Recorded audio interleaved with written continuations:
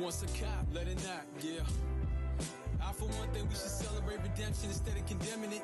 Welcome to Corey's Corner.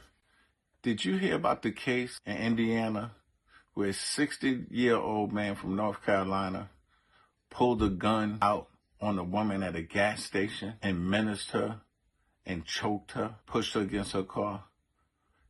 Take a look at this news report. A 60-year-old North Carolina man is behind bars in Marion County after he was caught on camera threatening a woman at gunpoint. The video you see there, this happened right outside of a busy gas station on Indy's northeast side. Yeah, tonight Fox 59's Jesse Wells is talking with the man who recorded that video, and he joins us now to explain what happened. Jesse. Luckily, no one was seriously injured during the armed confrontation here in this gas station parking lot behind me, but witnesses hope the crime serves as a lesson to everyone to settle their conflicts without picking up a firearm.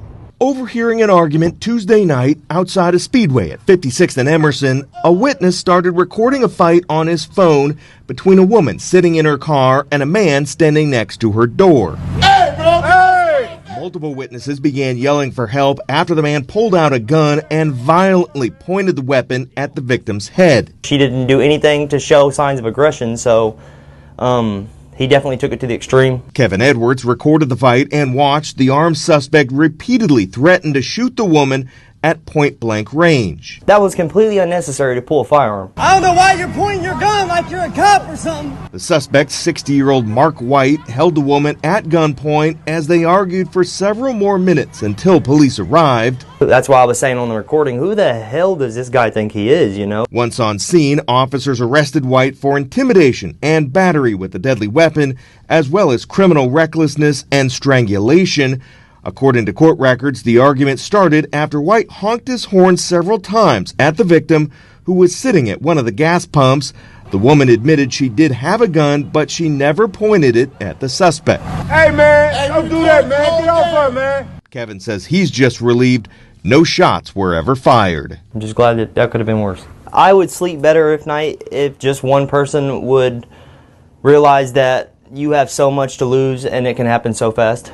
So just think about your actions before you make them. Finally, the suspect is being held on a $30,000 bond pending the filing of formal charges. After watching this news report, thank God she left with her life. You see the actions that this guy was taking toward this woman? All because he honked his horn and I guess she didn't leave at the right time or as fast as he wanted her to leave.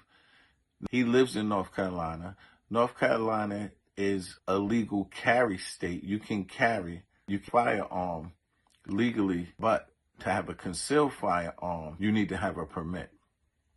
That's just what it is. You know, I'm from New York. We don't have guns like that. But you got to be careful. You have to be careful out here, especially in the states where you can legally carry firearms, because it's not worth it.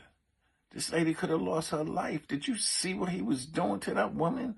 I was just nervous watching the video.